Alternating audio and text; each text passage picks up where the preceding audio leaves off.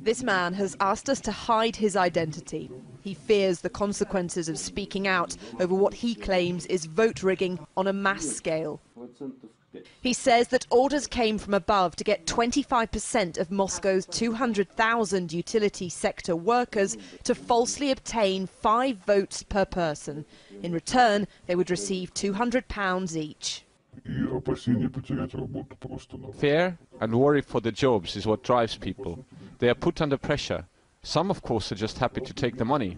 But in my unit, of 30 people who signed up, only 2 would have actually voted for Putin. The end result would be 250,000 fraudulent votes for Vladimir Putin. He says each worker on the list was told to register at 5 different polling stations using these absentee forms.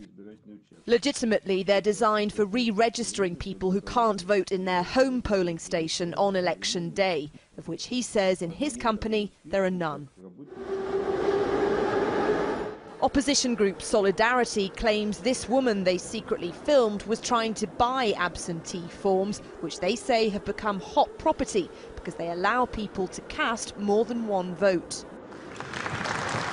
Vladimir Putin has preempted such opposition claims of vote rigging, saying they're quite simply false. Our opponents are getting ready to use certain mechanisms that will prove that the election has been falsified.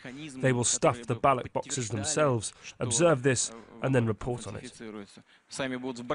Outwardly, this has been a fairly low-profile campaign for Vladimir Putin. This is one of his billboards, and it's difficult to find his face on it in Moscow. But there is a broad sense amongst his critics that underneath a fairly muted surface, there's a hidden campaign which has never been more aggressive. Independent monitoring website Golos has already recorded hundreds of reports of corrupt vote schemes from across Russia. Some analysts argue that this election will be fraudulent on an unprecedented scale. Everybody says, among the service centers, among the pollsters, among the analysts, that this election will be much more rigged than the previous one. And, you know, this election means the destiny, the future for Putin. So they will do everything. They will use all gimmicks, all tricks, all pressure, all administrative resource, bribery, cooptation, in order to get through the first round. 20,000 volunteers have been drafted and trained by the opposition to curb what's widely seen as inevitable fraud.